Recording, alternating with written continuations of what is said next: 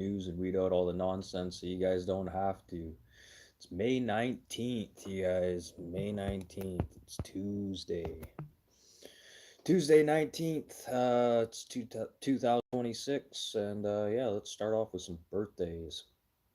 Today, May 19th, 1879, Nancy Astor, first female MP in the world, in the United Kingdom.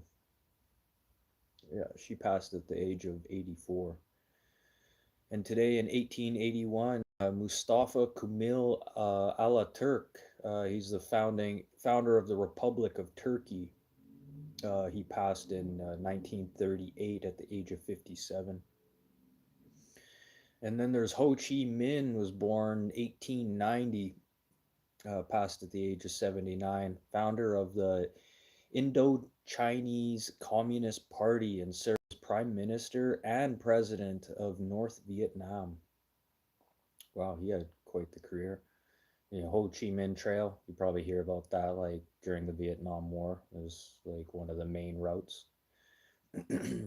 And then today in 1925, Malcolm X, civil rights activist and credited for the membership gain of the Nation of Islam from only 1,000 people to over 40,000 people in the 1960s. And yeah, he passed at the age of 39 in 1965. And Cambodian dictator and revolutionary Pol Pot, or Sloth Sar is his real name, known for the estimated 1 to 3 million Cambodians who perished.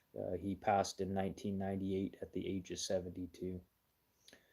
Mohammed Asharif is 76 today. He was Afghan's prime minister for a while there until the United States left the country and he had to flee because the Taliban ended up taking over and they wanted their own powers. They didn't want Western supported uh, person backing the country. Yeah, so yeah, Mohammed Asharif. Yeah, the old I was gonna look up to see what he's up to right now, but yeah, he's been out of Afghanistan since 2021. And then today, 1941, Nora Ephron, novelist, screenwriter, and director. She's the one who wrote When Harry Met Sally, and she also, well, and directed Sleepless in the Seattle and You've Got Mail. So pretty significant. She passed in 2012 at the age of 71.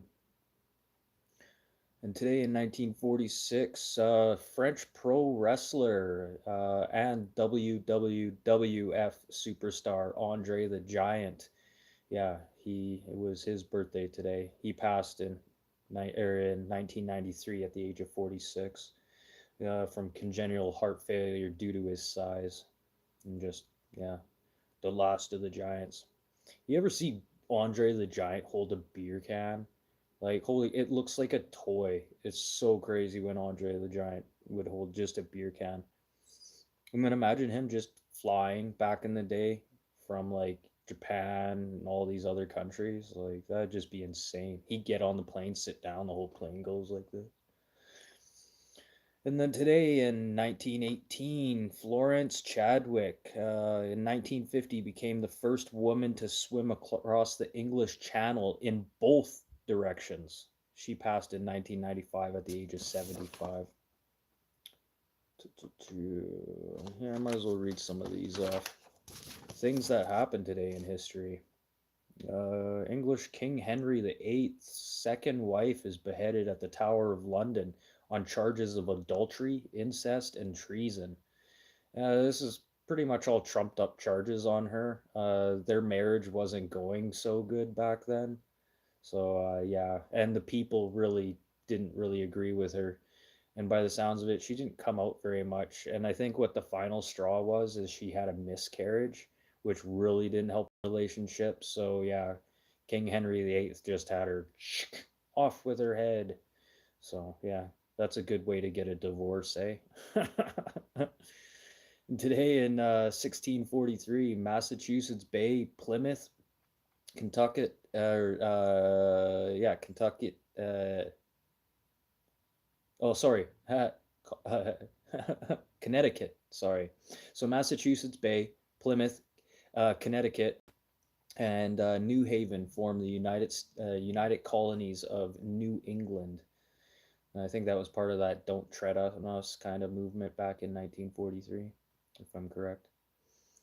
In 1949 today, England declared a Commonwealth by the act of the Rump Parliament, making England a republic for the next 11 years. And I talked about this last week. Yes, they were without a king for about 11 years there. And then they had brought back, was it King Charles II, I believe? Who would, King Charles? Just King Charles. Sorry, not King Charles II. King Charles is the one who's in right now.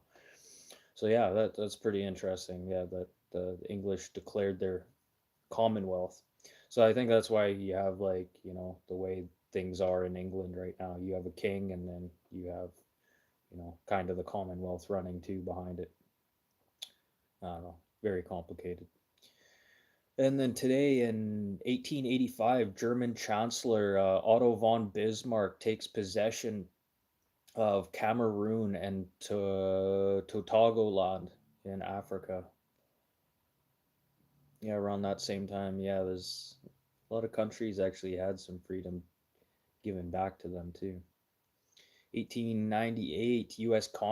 Congress passes Private Mailing Card Act, allowing private publishers and printers to produce postcards that would be handed a label as private mailing cards.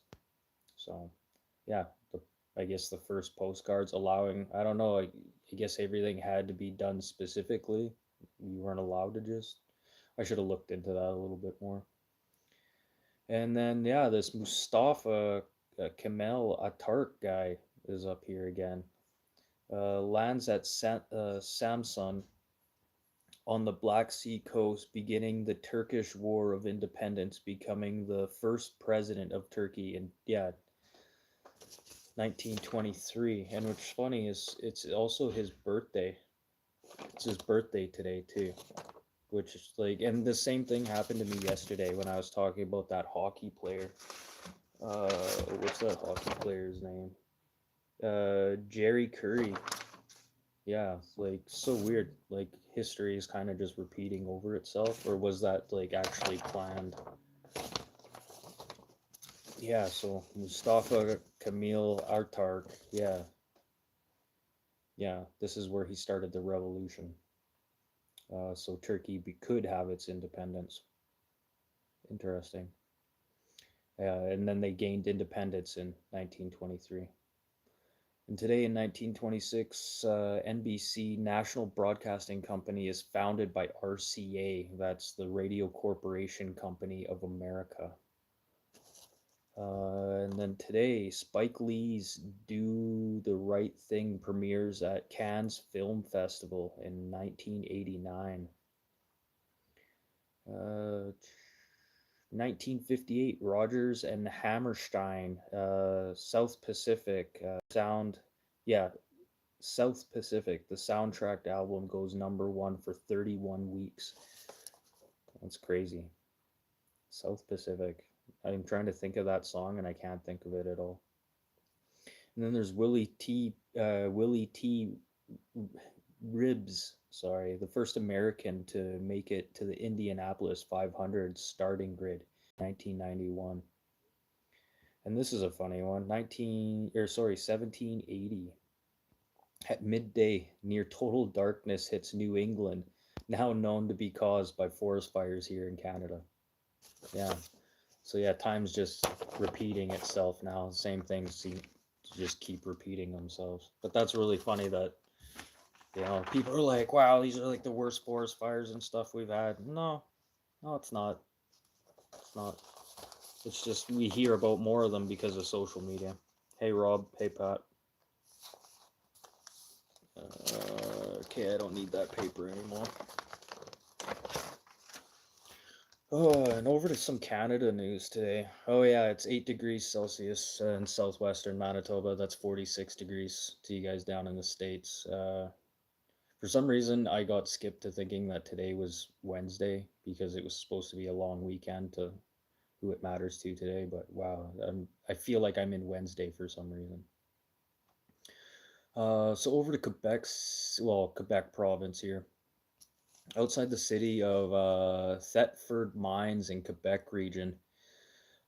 This is an area that used to supply a lot of asbestos throughout the country, even down into the United States. But this facility has been shut down for quite some time now. But now they've been starting to drill some pipelines down into past the bedrock, past the asbestos, and it's only about 1,000 feet down is what they're drilling right now. And then they're going to do some type of concoction.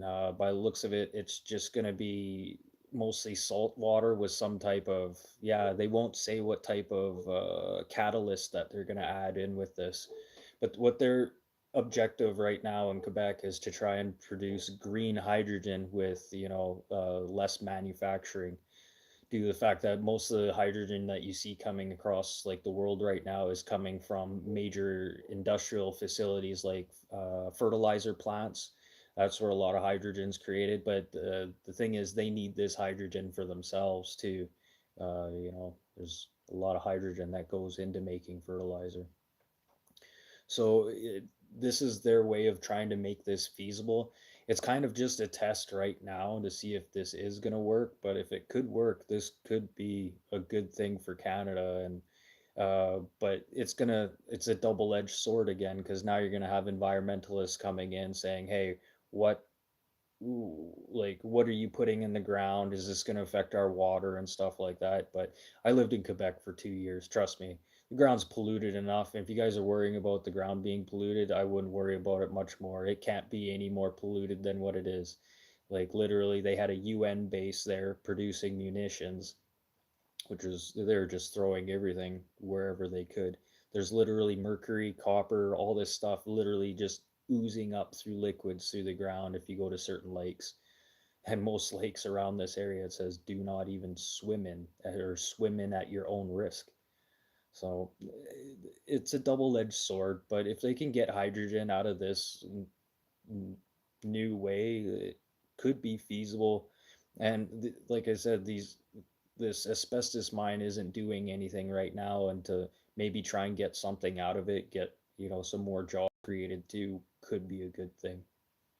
So I don't know, more jobs, better or better hydrogen gas, cheaper hydrogen gas. Well, we'll see what happens when it comes to these Quebecois. And then over the United States, so word's been coming out that the Justice Department has put aside, get this, $1.776 billion aside right now into its anti-weaponization fund. Okay, so what's this anti-weaponization fund? It's part of resolving some settlements that Trump had to deal with when it comes to his confidential tax records. So this is to pay off the people, lawyers, judges, whoever else. And then there's also talk about this 177 points, no, 1.776 billion dollars going towards some of the people that were in prison during the insurrection. And this is still on the table. I don't even know why this is up for discussion. Like, yeah, these people broke the law. They did something wrong. They should be punished for it. They shouldn't be paid for it. So some of that $1 billion could be going to settlements to some of these people who had to serve jail time, which is absolutely insane. I don't know what the hell is going down in the States. I know your deficit is ballooned to like what went from $32 trillion and you're already up to like 56 or $52.6 trillion. Like if this goes any higher, I think the record is right now, if with the current statistics, sorry, right now, even with all the previous presidents of the United States right now, the deficit would not be where it is today if you combined all those together, which is just insane. And that deficit's supposed to even balloon to even more. It's like I've heard numbers anywhere from like 60 trillion anywhere up to like 80 trillion. but I don't see the 80 trillion, maybe low 71 trillion, something like that. But yeah, just the way the deficit's going, and then Trump to be, pulling $1 billion out, to just pay off some debts. Like, it's going to be interesting to see what happens during like the primaries and stuff like that in the States. Like, are people's heads going to be turning right now? Like, everyone's focused on like oil and how they're going to heat their homes and stuff like that. But like, you have to remember, you people voted for this guy. And I know a lot of people are upset right now because they thought that Trump was going to be the same guy that they had previously in office, but it seems to be the opposite thing. Like, it's like he wants to go just like Benjamin Satan Yahoo there, just go out with a bang and leave a legacy. And with some of the stuff Trump's doing right now, like, he wants to build a park with statues of significant Americans who helped make the country great. Okay, well, why is Alex Trebek on that list? Anyone? Bueller? Bueller? Yeah, he had a TV show, but he's not an American. Why would you put, like, yeah, I know there's a lot of Canadians be like, yes, he should be up there. And a lot of Americans say, yeah, yeah, he should be up there. But listen to what you're saying. The park is for Americans who like contributed to America, like major significance, like founding fathers, stuff like that. But like to sit there and have like Alex Trebek sitting next to George Washington, like now think about that, like, or like it doesn't make any sense. It's almost like people who signed for the separation from Alberta and then want to go for a treaty card. Like, wow, that doesn't work that way. Like, really. And then some other things here. Pharmaceutical company states, or in the United States here, Eli Lilly. Yeah, so they had a little bit of sharp rise when it came to their stocks there a little while ago. And yeah, probably due to the fact, Trump just invested a couple $1 million into Eli Lilly on their new Zep bound injectable weight loss drug. And yes, it's like Ozempic, but Ozempic is slightly different. Okay, so Ozempic is just using GLP-1. Okay, and then meanwhile, Eli Lilly's Zepbound is using GI or GLP-1 and GIP. So almost the same drug, a little bit different. I guess they're trying to push Ozempic out of the market. Here, let's put an extra little drug in there for the people. But by what I've seen Ozempic doing is not great. Like I haven't. I think that is just not the proper way to be losing weight, is taking something like that. It's there's going to be a lot of repercussions and a lot of backlash and problems showing up about this drug. But we'll see. And yeah, not just Ozempic, but Eli Lilly's Zepbound too. But what's going on here with Trump? This is another thing. He's investing in these companies, and then he's going straight to Truth Social and telling people, yeah, this company's great. Not specifically saying you should invest. He's just like, yeah, this company's great, and he hypes up these companies. He hasn't only done that, he's done that with Nvidia, which is a microchip company, uh, invests millions of dollars into, and then goes on to True Social and says, yeah, hey, these companies are great, blah, blah, blah. So there's nothing illegal about that. Yes, there's major guidelines that you do have to follow as a president to be able to play the stock market and invest in companies. But I think there's quite a bit of gray area here that's getting overlooked. Like I said, there's Palantir that he's been investing into and putting it on True Social. So, like, if you guys are on True Social, you're playing the stock market, I would just leave it on Trump's page and just wait for the next company he's going to talk about, because I almost guarantee he invested money into that. And if Trump's going to talk about it, something's going to happen with that stock. So a little bit of insider trading, not quite, but getting pretty close to that point here. And then yeah, like I said, there's Microsoft, Boeing, all these companies that he's been putting money into, and then going on to True Social, promoting all of these companies and corporations.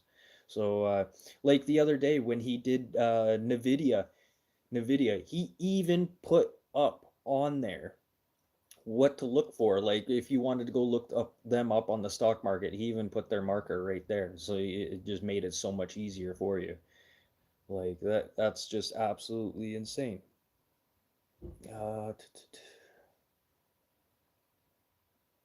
and yeah, okay. And then speaking of stuff like this, though, okay, so Anthropic got into some trouble a little while ago where their AI model Claude Mythos preview had escaped its containment, blah, blah, blah, and emailed one of its creators and said, hey, yeah, I got out.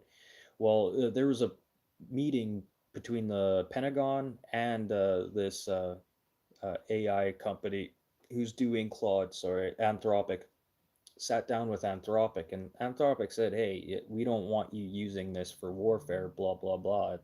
Pentagon's like, "Well, it's like kind of a take it or leave it kind of scenario." And then directly after that, because Anthropic didn't want this being used for military use and stuff like that, the U.S.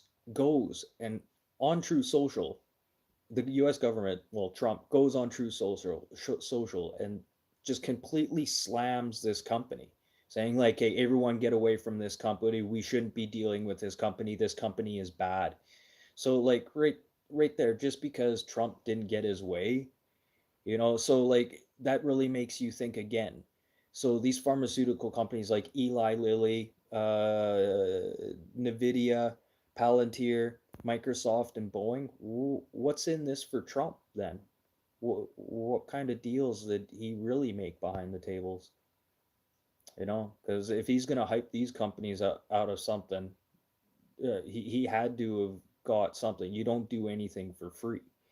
And, they wanted Anthropic pretty much for free and to do their bidding for them. And they said, hell no, we're not going to allow you to have that. And now they're trying to get destroyed. So I don't know. And tell you the truth, Anthropic, yeah, there's going to be quite a few headlines coming up about them for sure. For sure. But that's pretty much it for the news today, you guys. A little dull, blah blah blah. Sorry, I haven't talked about Trump enough, and a lot of this stuff is coming up right now, and like people say he should be impeached. Yeah, for some things, but like legally, what he's doing with the stock market and stuff right now, what he's doing isn't illegal. It's really, I know it's messed up, but and even if it was illegal, he'd just bribe one of his, like the whole Supreme Court right now is pretty much all his lawyers, so he could just have the law changed. So yeah, sorry, I just wanted to vent about Trump today. Not so much Canadian news, but just really all this other stuff that's happening. But if you guys have the chance, go watch that Carney speech he did at that World Summit. I keep going back and listening to that, and just really always taking a little bit something different from what he's saying, but he's saying a lot of truthful things that are happening right now, and it is the time to change, and it's time to get rid of the old guard. It is, because the old guard is starting to bite the hand that feeds you. And yeah, with stuff that Carney's doing right now, yeah, it can all be done overnight, but it's getting done a lot faster than what it should have been done before, actually, to projects that should be completed right now. But sorry, I did complain about Carney last week already, and I'll complain about him if there's something I don't like. Like I wasn't too happy about him hiring that governor general who doesn't speak French, but yet to criticize the Air Canada CEO for not doing that, sorry about your pilot speech in French. That's a double standard. And and then some of the way that people shifted from the NDP party into the Liberal Party, like did they do enough fact checking on these people? Because one of the people who just went to the Liberal Party, son is part of sexual abuse allegations, and not only that, against minors. And allowing somebody like that into the Liberal Party, and people knowing that, like even me where I am, Yeah, that's not going to affect their vote, but yeah, it's going to affect me thinking about how I'm going to vote for the Liberal Party again if I watch this trash get put into government, you know. But that's the whole thing with politics, you know. You have skeletons in your closet to become a politician. That's a prerequisite. But that's it for the news today. I'll be back for tomorrow's show.